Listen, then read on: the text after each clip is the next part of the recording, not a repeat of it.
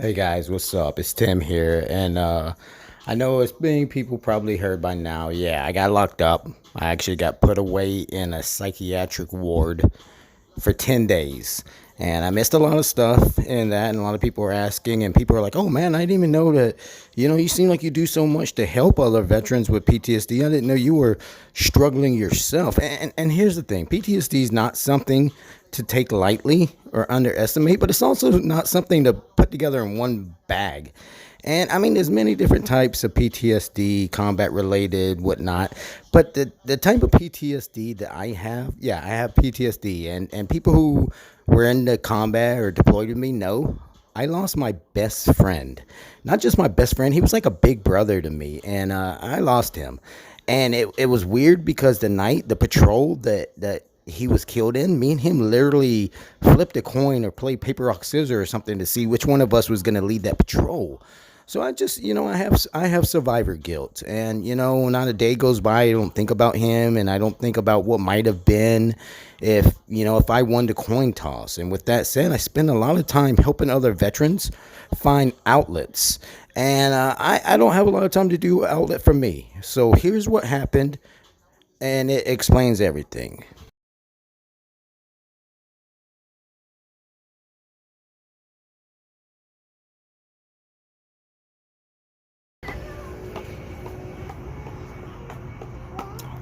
Hey guys, what's up? It's Tim here. I'm drinking one of the newer flavors of Rip It. I still drink Rip It, and it brings back great memories of when I was in war in Afghanistan. Rip It, I don't know if they donated or what, but there was always Rip It given away for free. So anytime I go to a gas station and I see Rip It, no matter what flavor, I try to show my respect and get a Rip It.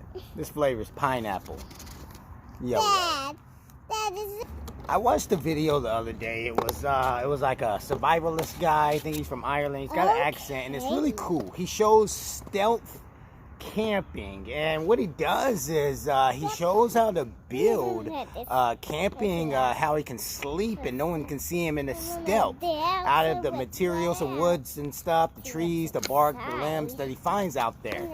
But the only thing, or maybe there's a lot of things, but the thing I want to talk about in this video is it's not really stealthy, because he builds it. Yeah, it's hidden. I can't see it once he's done. It's concealed.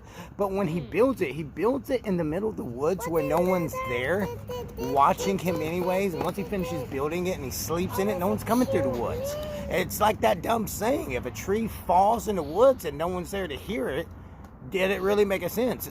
Make a sound? No, it didn't, because we weren't there to hear it anyway. It's not stealthy. But when I think about the work that I had to do in the Army, 371 reconnaissance, we had to build subsurface stealthy observation sites. So we would not even be able to dig in the ground. We'd have to, in the middle of daylight, behind enemy lines, build something that no one would be able to see, and we could actually sit there for a couple of days and do surveillance. So that's what I'm going to do today. I'm going to show you how you can actually realistically build a stealthy camping, sleeping, or observation place. And I'm going to show you how to do it not only in broad daylight, but in broad daylight very fast. And the way you do it is by pre-work, preparing, reconnaissance, okay? So we're going to build it in this little spot. I'm taking my daughter out to eat today. We're at Thai Chili, getting some of the best vegan food you can find in Lumberton. And while I'm sitting here waiting for the food to come out, I'm going to just look right from here over there, and I'm going to see how I can build a stealth surveillance site. And then once I do, I'm going to go home, take my food home, change, get the equipment, get the stuff I'm going to need, come back and build it and videotape myself building it. And I'm going to build it as fast as possible. And the reason why is because I took a little bit of time right now doing the reconnaissance and surveillance needed.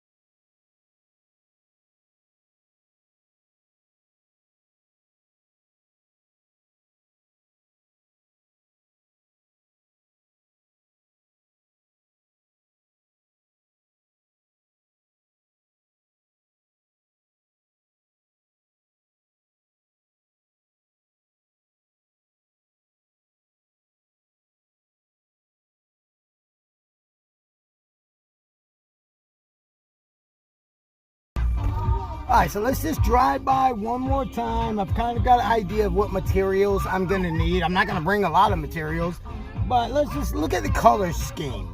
Okay, so we got orange, yellow, gray, green, and brown. Orange, yellow, gray, green, and brown. Okay, keep that in mind while we drive off.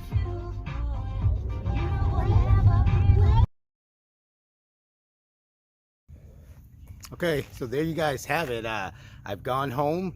I've thought about the color scheme, light brown, dark brown, greens and stuff, and I'm gonna go back and do it. But I'm gonna wear flannel, camo and stuff. And the reason I'm gonna wear flannel, honestly, I was wearing camo, like tactical camo, building bunkers and stuff around the National Guard armory, and I got locked up. I got locked up and put in a loony pen for 10 days for it. And you know, fuck them. Fuck the National Guard here in Lumberton. Fuck the Robinson Sheriff's Department. If you're a combat vet and you have a healthy, safe outlet, I like to build bunkers and surveillance spots in the woods around buildings and stuff. I'm not hurting anyone.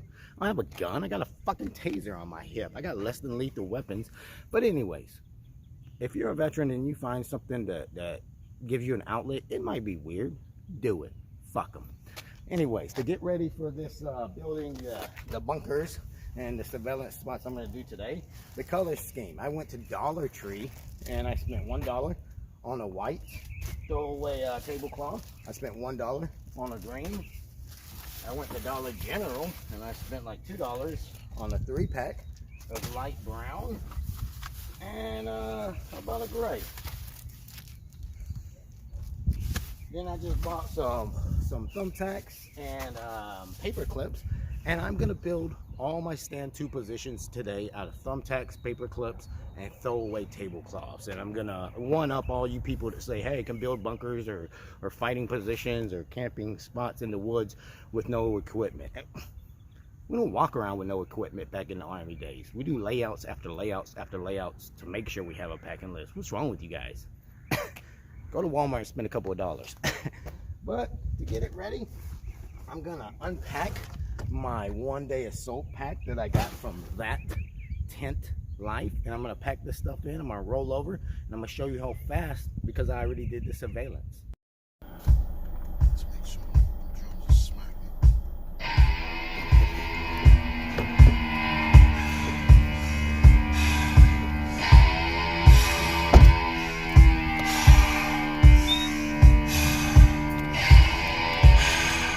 This leaves war.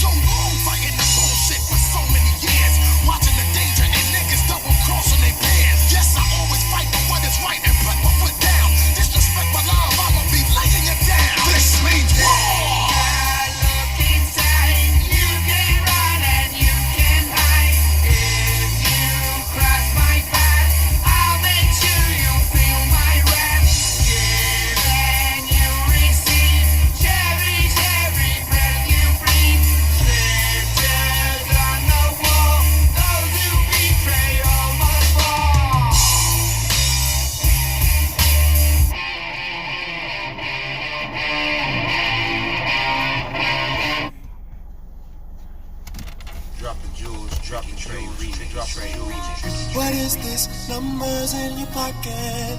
Let me ask you this. Do you practice? Like my shit! I practice every day. Those things away. Why do you wanna keep in touch now? Who gave you a reason? Let me ask you this. Do you practice? Like my shit! I practice every day. Baby, you can call me anytime. Anything you needed, I will give it to you. Ooh, that's how much I care for you. Wanna act now, never call me back now. Turn it off yourself. You know that ain't cool. Yes, I don't understand. Baby, it's a shame we gotta go through this. We can't even talk, girl. We don't even kiss. I never would have thought we'd be breaking up like this. But it's over now. It's over now. You think that I don't know what's going on, 'cause you're always home alone, and I'm always out of time. You need to stop trying to play me, 'cause you can't even fake me. I know you're messing around, baby. Anytime, anything you need, I will give it to you. That's how much I care for you, baby.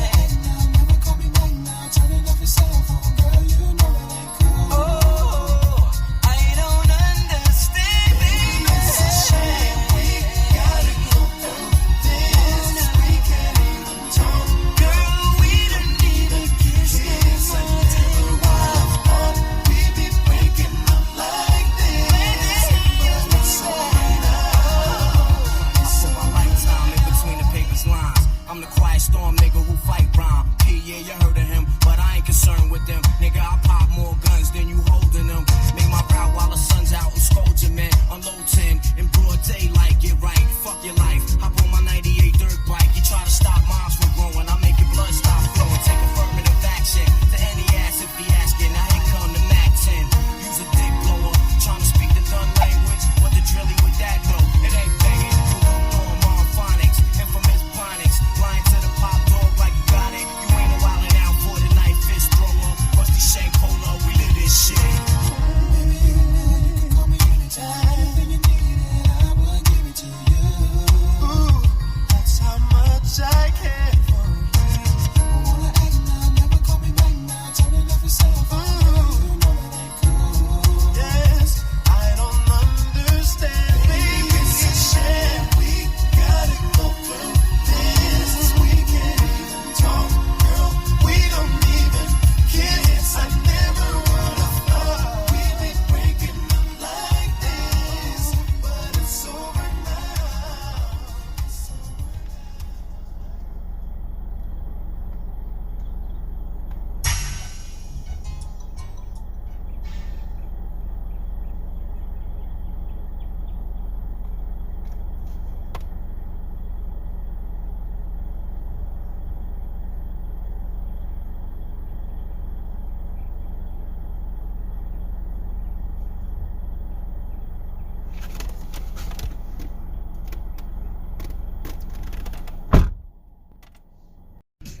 So there you guys have it. I mean, no one got hurt.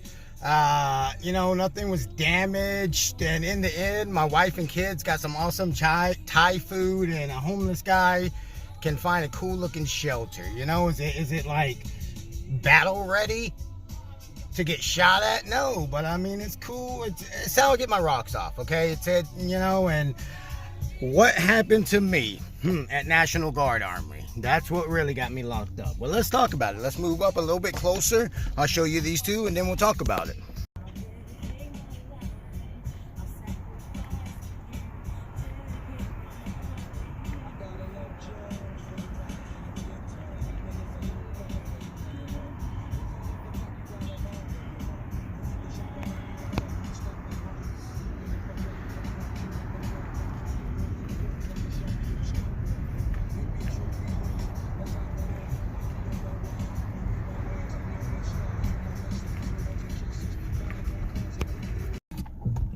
Okay, guys, so there you have it. There's my first new type of film. And I want to explain what happened at the National Guard Armory. What, everyone's like, oh, he had a nervous breakdown, a PTSD breakdown. Look, I went to the Lumberton National Guard Armory the first Monday of February. And I had my little I Love Me notebook from the Army, some doctrines, all the schools I've been to and everything. But more importantly, I had a new doctrine that I wrote, because my first 3.5 years in the Army, I was mechanized infantry. I was a javelin gunner and all that. And then my next enlistment, I was actually reconnaissance. And we used the CLU, the command launch unit, from the javelin to pull reconnaissance and stuff. So I thought, now that the time has come where the javelin, St. Javelina, is, being used the way she was invented to be used to kill Russians, tanks, big armored buildups. I took the javelin gunner Army doctrine, mechanized infantry, and I mixed it with the 4-man RISTA reconnaissance team doctrine. And I kind of wrote a doctrine of how a 4-man infantry javelin gunner team can move around, do reconnaissance, find tank buildups, and then blow them up themselves with javelins or mortars. And I thought it was a brilliant idea. And I saw that the National Guard Armory here in Lumberton was mechanized infantry. So I was like, oh, this is going to really work. So I showed up there the first Monday, and, the training NCO came and greeted me at the door, if that's what you want to call it. And I said, hey, I'm a veteran. I would like to help train you guys. And before I could even say what training was on, I could have been DNC anything, he said, we don't need no veterans training us. And right then it was over. Conversation was over. I never saw eye to eye with a single guy in the National Guard in Lumberton. After that, all I did was show them what they didn't know. I snuck on to the National Guard, which wasn't very hard, and I built bunkers. I built OP positions. I built mortar positions. They never found them. I sat in the woods and I pulled surveillance and recorded how many times guys walked out with no headgear and their hands in their pocket. And I left letters on the front door saying that. Then a couple of days later, those guys never walked out without headgear anymore. So I went on Amazon and bought them all cool boonie caps and left that one day.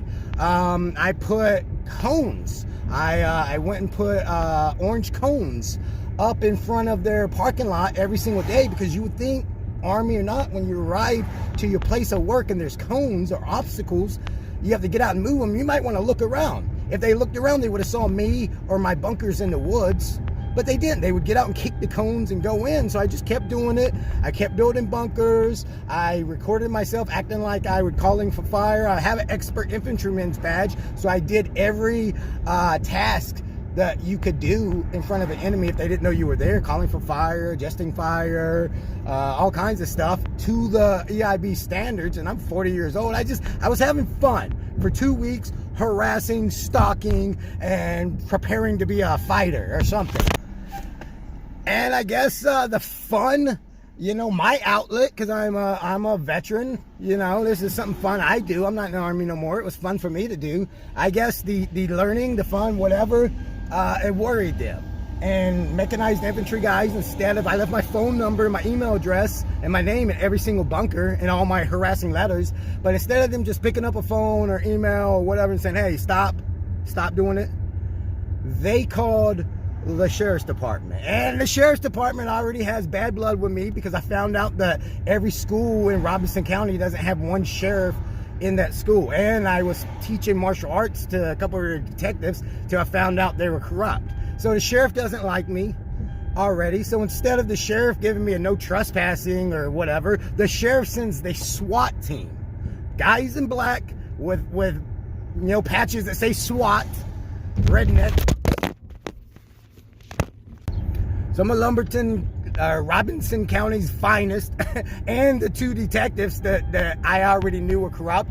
They came to my house in broad daylight in SWAT team attire, put me in handcuffs, said, we just got to take you to the hospital so they can make sure you're taking your meds. No problem, I'm always on my meds. I go to the hospital, ends up, I get thrown in a freaking psych ward for 10 days with people thinking I'm a domestic terrorist because I was having fun with some fucking no discipline no training, no skill having National Guard guys. So you know what? I'm never going to do that again. I'm never going to step on a National Guard post. I'm never going to put my hands on a cop again. I'm not going to be an adopted cop, jiu-jitsu instructor again. I'm not going to be a tactical or survival instructor again. I'm just going to make Facebook videos or YouTube videos. And I'm going to show my skills in YouTube. How to make OPs, how to pull surveillance, how to do patrols. And in the end, probably in a year, I'm going to go to Milsim West, the 40-day field problem in California, put together by veterans, Army veterans, combat veterans like me that like to do weird stuff in the woods and give outlets. So that's what happened. That's where I've been the last 10 days. And yeah, the National Guard here is a bunch of fucking pussies.